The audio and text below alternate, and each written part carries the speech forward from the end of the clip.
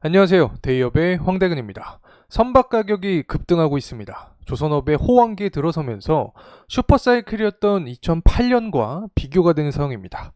과연 신조선가 지수가 상승할 수 있던 원인들과 앞으로의 선가 지수의 전망은 어떻게 흘러갈지, 수준은 어떻게 진행이 되고 있는지 파헤쳐 보겠습니다. 또 다른 중요한 이벤트가 있죠. 후판 협상입니다. 상반기와 더불어서 하반기 한번 남아있는 상황인데, 조선사가 유리하게 이끌어가면서 24년을 이 조선업회로 만들 수 있을지 저희 데이업과 함께 지켜보시죠. 자, 우선은 선가지수입니다. 왼쪽부터 좀 보게 되면 24년 1월달 181포인트부터 8월을 기준으로 189포인트까지 지속적으로 상승하는 구조가 이어지고 있습니다. 연말까지 이러한 흐름은 지속될 가능성이 높지 않을까 개인적으로 생각을 하고 있는 상황이고, 결국에 고가의 선박인 이 친환경 LNG 운반선이나 암모니아선이 성과를 끌어올리고 있다라고 할 수 있겠죠. 특히 이번 선가 지수의 상승은 컨테이너 지수의 도움을 받았다라고 할 수 있겠는데, 발주량 역시 증가를 하면서 이 중국 조선사의 물량 공세를 털어내고 컨테이너 역시 수주 강세를 보여주고 있는 상황입니다. 자, 때문에 2008년 초호황기 시절과도 현재 비교가 되는 상황인데, 과거를 돌이켜 봤을 때 2008년 9월달 선가지수가 191포인트 이상의 모습이 나타났습니다. 현재 신조선가지수 자체가 당시와 굉장히 비슷한 상황까지 올라와 있다. 자, 이렇게 말씀을 드릴 수 있겠는데, 2021년부터 시작이 되었다라고 해석을 할 수 있을 것 같습니다. 이 글로벌 선박 발주를 시작으로 이 선가 상승에 대한 랠리가 지속이 되고 있는 상황이고, 슈퍼사이클이었던 2005년부터 2008년을 넘어서 이제 연내 사상 최고치를 갱신할 것이다라는 전망이 지배적인 상황이다라는 점 말씀드리고 싶습니다. 이러한 동향 자체는 LNG 운반선과 최근 들어서 이 해운사들의 컨테이너선 발주량이 증가를 했기 때문에 선가 지수를 끌어올리는 가장 핵심적인 요소로 자리 잡혀 있지 않나 개인적으로 바라보고 있습니다. 항상 강조를 드리고 있는 부분이긴 하지만, 친환경 운반선이 이제 조선사를 바꾸고 있다라고 설명을 드렸었죠. 이번 사이클의 핵심적인 요소로 작용이 되고 있는데, LNG 운반선의 가격 같은 경우에는 2020년 말과 비교를 했을 때 지난달 한 40.9%가량 상승을 했습니다. 굉장히 큰 폭으로 선가 자체가 증가를 한 모습이 나타났고, 최근에는 이 컨테이너선이 선가 상승을 뒷받침해주고 있다. 후티반군 같은 경우에 홍해를 점검을 해주면서 이 상해 컨테이너 운임지수가 상승세를 이끌어냈고, 우리나라 같은 경우에는 이제 중국의 저가 물량을 털어내고 컨테이너 쪽에서도 발주량 증가, 수주 강세가 이어지면서 선가지수 상승까지 선순환의 구조가 현재 이어지고 있다. 자, 이렇게 해석을 하면 좋을 것 같습니다. 현재 조선업 입장에서는 좋은 우호적인 환경이 유지가 되고 있습니다. 공급자 우회 시장이 도래가 되면서 계약 방식 역시 조금씩 변화가 되고 있는 상황인데, 기존 같은 경우에는 헤비테일 방식이 있었죠. 이 조선사가 선박을 인도할 때 잔금의 50%를 수령하는 방식이었습니다. 하지만 이제 공급자 우회 시장으로 바뀌면서 조선사가 협상이나 이 계약을 할 때 조금 더 힘이 강해졌다. 자, 이렇게 쉽게 해석을 하면 좋을 것 같습니다. 이 계약 시점부터 건조 단계에 따라서 20%씩 대금을 받는 이 표준 계약이 현재 많아지고 있는 상황입니다. 때문에 앞으로 이 재무 구조 역시 개선될 가능성이 높다. 자, 이렇게 요약하면 좋을 것 같습니다. 자, 우리가 신조선가 지수 말고도 생각을 할 수 있는 성과가 하나가 더 있죠. 바로 이 중고선가 지수입니다. 이 부분도 고공행진하는 모습이 나타나주고 있는데, 해상운임이 상승을 해주면서 이 중고선을 운항을 하면서 돈을 벌려는 선사가 증가를 하고 있습니다. 자, 일부 이 VLCC와 탱커 같은 경우에는 재판매 과정에서 프리미엄이 한 12%가량 붙는 상황입니다. 통상적으로 컨테이너선의 중고 가격은 신조선가의 80%를 차지하고 있기 때문에 중고선가 지수가 어떻게 보면 또 신조선가 지수의 선행지표가 될 수 있다. 이 중고선가 지수가 현재 고공행진하는 모습은 앞으로 신조선가 지수 상승세를 유발할 가능성이 있다. 자, 이렇게 생각을 하면 좋을 것 같습니다. 자, 또 다른 빅 이벤트죠. 바로 후판 가격에 대한 협상입니다. 1년에 통상적으로 2번 정도 발생을 하는데, 상반기 같은 경우에는 조선사가 유리하게 이끌어 갔었죠. 당시에도 현재와 비슷한 맥락이 작용이 되었습니다.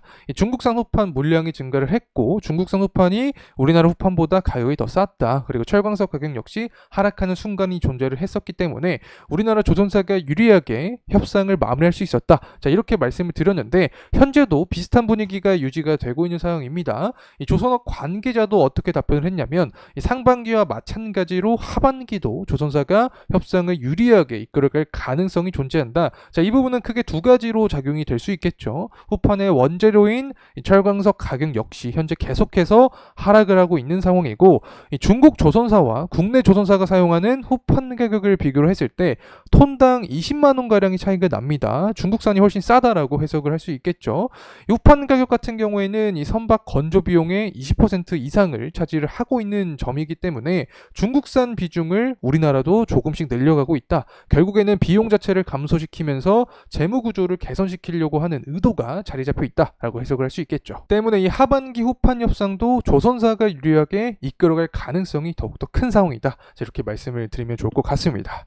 자, 이제 수주 목표 달성의 현황입니다. 선가 외에 가장 중요한 부분이 또 수주죠. 그래서 현재 현황을 좀 파악을 해보면 한국조선해양 같은 경우에는 연간 수주 목표를 이미 초과 달성한 모습입니다. 연간 수주 목표 금액이 135억 달러였는데 이 부분을 이미 초과한 상태를 보여주고 있고, 삼성중공업의 연간 수주 목표는 한 97억 달러 정도입니다. 이미 한 50% 정도를 확보를 한 상황이다. 하나오션 같은 경우에는 올해 상반기에 수주를 한 금액 자체가 지난해 총액의 수주액보다 더욱더 많은 상황이기 때문에 조선업의 재무 구조는 지속적으로 좋아지는 모습이 나타나주고 있다. 자, 이렇게 요약을 할 수 있을 것 같습니다. 이 수주 점유율 같은 경우에는 중국에게 좀 밀리는 상황이죠. 하지만 수익성은 한국이 더 뛰어난 상황이다. 이미 두 나라의 사업 전략 자체가 다르다라고 설명을 드렸습니다. 이 중국 같은 경우에는 저가의 수주를 계속해서 따내고 있는 상황이고, 우리나라는 고가의 선박만 수주를 하고 있기 때문에 선가 지수를 끌어올리는 현재 구조가 만들어질 수밖에 없다. 자, 이렇게 해석을 하면 좋겠죠. 결국 이 LNG 운반선, 고가 선박을 중심으로 앞으로도 선가 지수는 상승할 가능성이 있지 않을까 개인적으로 추측을 해봅니다. 자, 그렇다면 실적은 어떻게 흘러갈까? 이 조선 3사에 대한 실적 전망입니다. 제가 직접 이 조선 3사에게 또 통화를 진행을 해봤죠. 이 부분에 대한 영상은 저희 데이업 채널에 있으니까 해당 부분 참고를 해주시면 좋을 것 같습니다.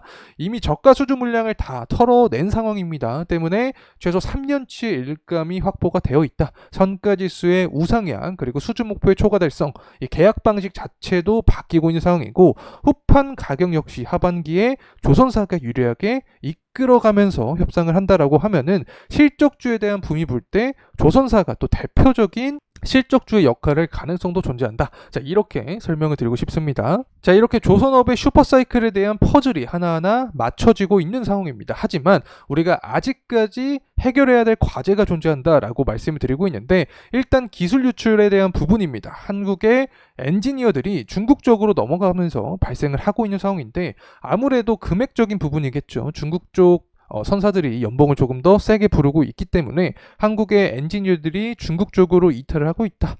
중국 역시 저가 수주뿐만 아니라 이제 LNG를 키우려고 하는 상황이기 때문에 이런 계획을 할 때부터 이제 발생을 했던 이슈다. 자, 이렇게 설명을 드릴 수 있겠고, 우리나라 조선업 같은 경우에는 업무 환경이 굉장히 열악합니다. 때문에 이렇게 이탈에 대한 부분도 좀 빈번하게 나타나고 있지 않나 개인적으로 생각을 하고 있습니다. 사실 매년 임단협을 진행을 하는데 이 부분에서 지속적으로 갈등이 생기고 있는 상황이고, 삼성중공업 같은 경우에는 임단협 타결이 진행이 되었습니다. 하지만 그 외 조선사는 난항을 보여주고 있는 상황이기 때문에 파업 이슈가 장기적으로까지 퍼질 수 있다. 자, 이렇게 요약을 하면 좋을 것 같습니다. 이 부분이 바로 현재 조선사의 리스크로 작용이 되고 있는데, 업무 환경이나 복지, 임금의 개선이 필요하다라고 주장을 하고 있는 거죠.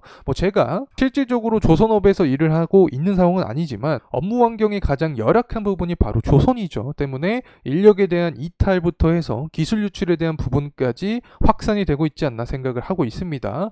이 조선업의 바른 성장을 위해서는 이 부분이 얼른 해결이 돼야 된다라고 개인적으로 생각합니다. 자, 그렇다면 이제는 조선업 말고 이 조선주 시장의 관점에서 생각을 좀 해보도록 하겠습니다. 결국에는 LNG 모멘텀을 받으면서 주가가 상승할 수 있는 섹터가 바로 조선주다라고 설명을 드리고 있는데, 이 LNG 같은 경우에는 유가나 천연가스에 대한 가격이 상승해야 LNG 붐이 다시 한번 불 수 있습니다. 현재 같은 경우에는 금리 인하를 거의 빅컷을 실시를 했죠. 하지만 경기 침체론에 대한 우려가 더욱더 확산이 되면서 유가랑 천연가스 가격이 지지부진한 모습이 유지가 되고 있습니다. 원자재에 대한 이 수요 우려가 해소가 돼야지 유가랑 천연가스 가격이 상승하면서 LNG LNG 모멘텀까지 이어질 가능성이 있다. 자, 이렇게 생각을 하고 있고, 고환율에 대한 대표적인 수혜가 또 조선주죠. 이미 사실 환해지가 되어 있지만 이런 시장의 분위기나 수급적인 특징도 우리가 생각을 해야 된다라고 보고 있습니다.